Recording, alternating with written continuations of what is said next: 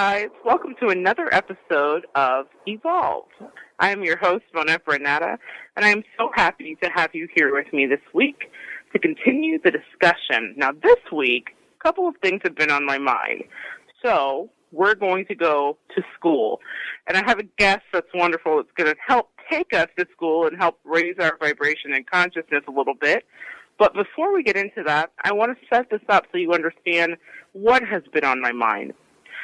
We have been talking a lot in the past year and a half to 2 years about what seems like the rash of police shootings and this huge conversation about blue lives and black lives, whether one is right, whether one is wrong, whether one's a terrorist group, whether one's just trying to advocate for humanity.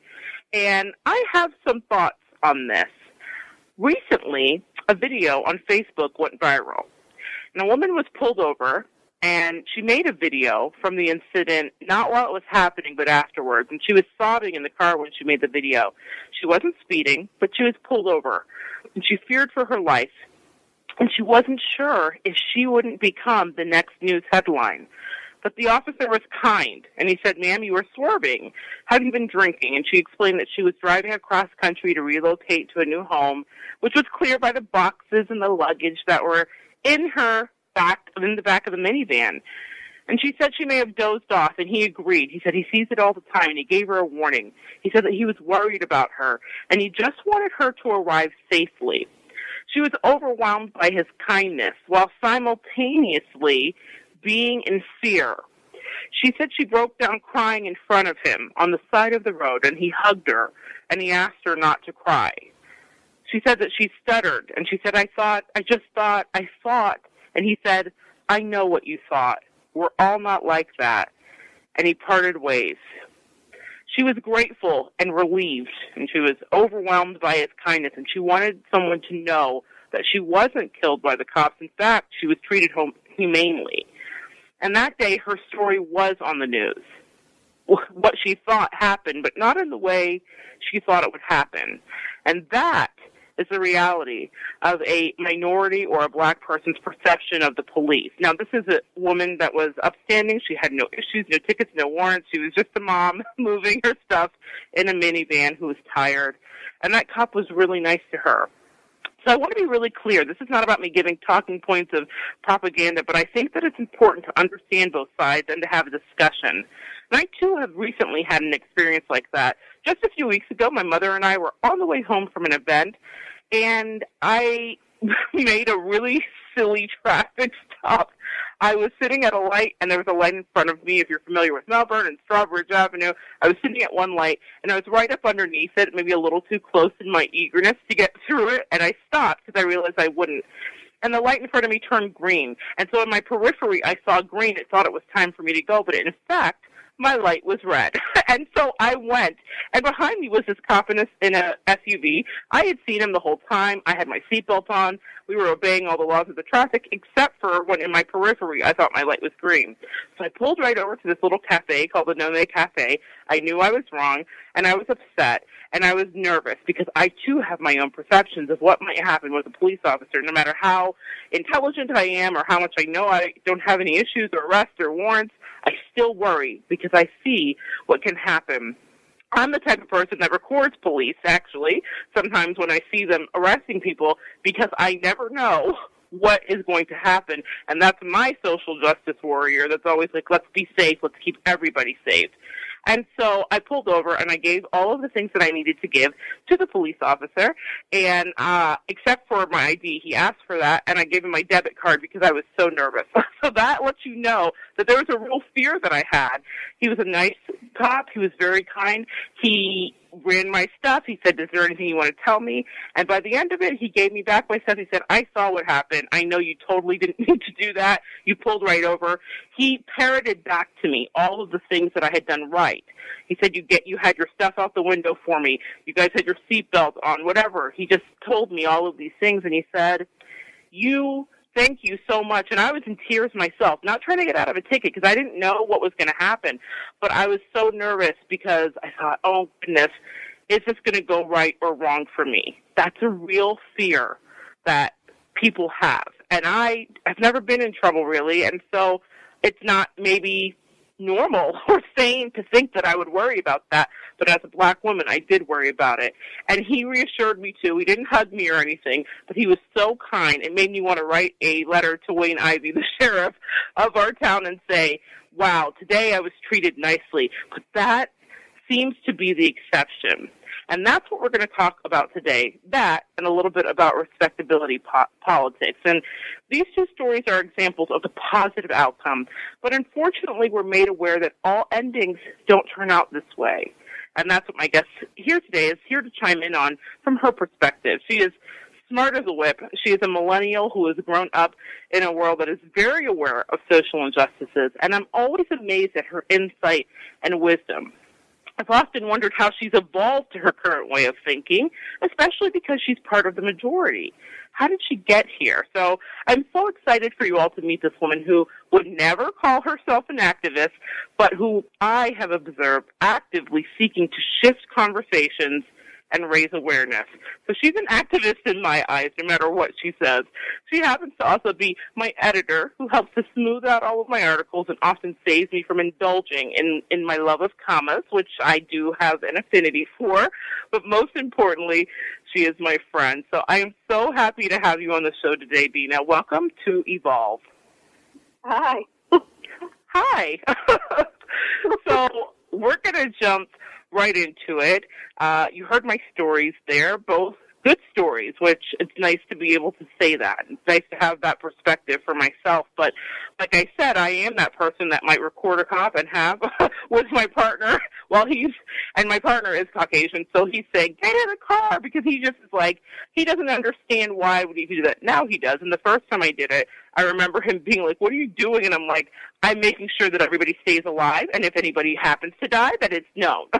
So I'm that person, and I know from our conversations that you, too, maybe not our recording cops, but definitely are concerned about the injustices that you see. And I'm wondering, what, if anything, what provided you with this kind of point of view? Because it doesn't seem like it is the majority's point of view. How did you develop your ideas about what is right and wrong, and maybe police interaction? Well, I mean, I grew up near, where you were.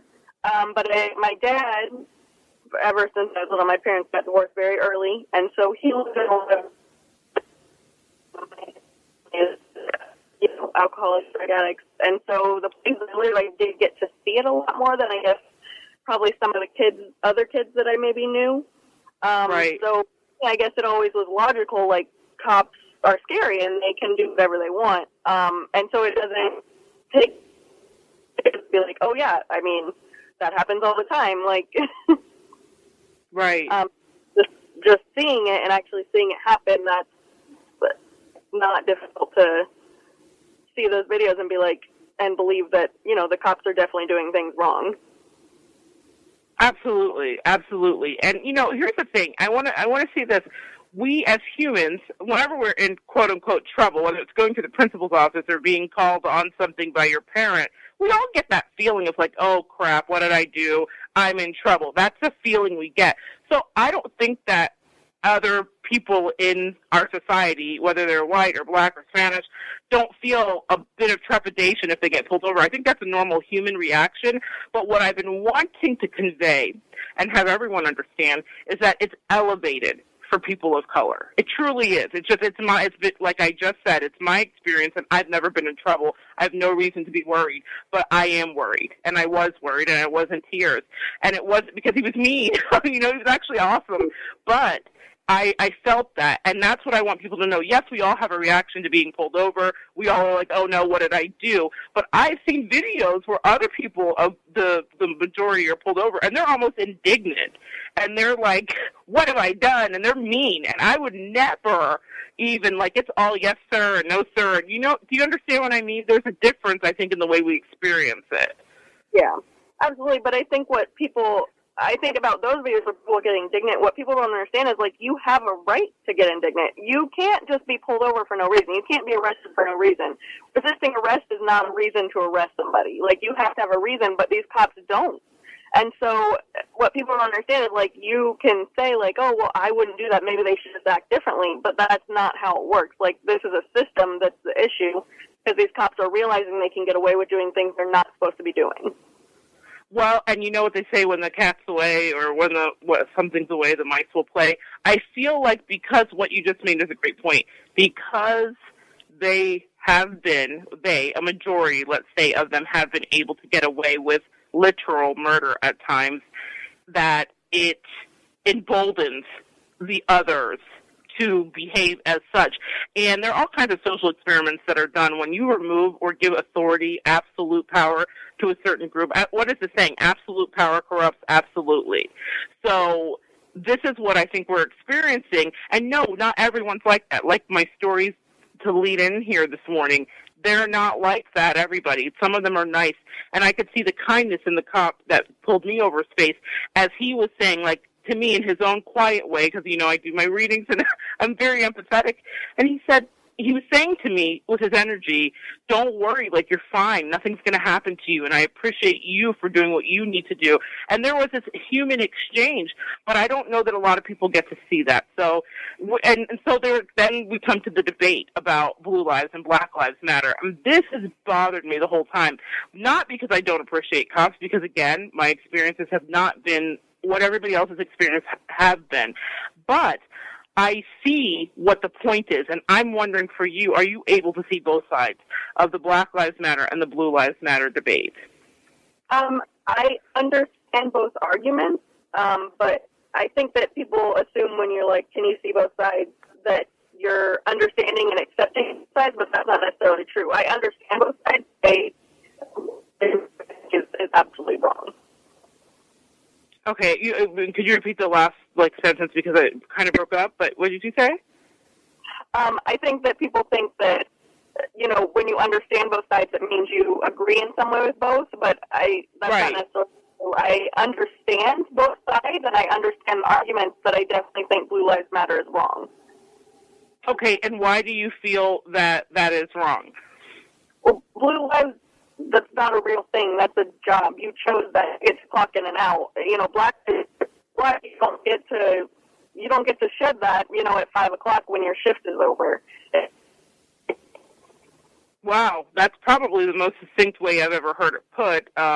Wow, that's so true. As a black person, that is how I felt. I've never articulated it that way. For our listeners, so you understand, Tina is Caucasian. She is a white person. So that's, again, why I've always been blown away by some of her views. And she's very sure and stands in her truth about them. But that's right. And what Dina said, in case you didn't hear it, she said, you don't get to shed your skin color and clock out of blackness when you clock out at 5. There is no clocking out of your blackness. The thing that bothered me about the Blue Lives and Black Lives Matter, not that we shouldn't be respectful of cops, not that they don't literally put their lives on the line, like we saw recently here last year with the Pulse shooting in Orlando, that cops were, you know, going in and they're saving lives and they're being strategic and they're helping people escape. So they put their lives on the line every day, not just in those extreme situations. But the fact is that when people were saying, like, this is a terrorist group, of course, in any group, I think that there are people that go really to the far extreme. But what it initially started being was like, our lives matter too. Our lives matter too, and it doesn't seem that it matters. It seems like there's a disproportional rate of it not mattering because there are no consequences for when we are killed, injured, or handled egregiously in an arrest. And there are no consequences. It just seems like we are it's fine to do this to us. And again, we talk about those differences with watching other counterparts be arrested, and they're indignant and almost mean to the cops. And I'm always, truly appalled. And I know that that's the general consensus. I can't speak for every black person, but for friends of mine, of Spanish minorities, friends, black, whatever, when we are watching, it's almost like a comedy when we watch Caucasian people get arrested, because we're like, we could never do that. We would never do that. We would never even dream of it. So I think that's such a good point you make, that you don't clock out of it. I think that cops' lives, of course, matter, but I felt like the rebuttal was a way to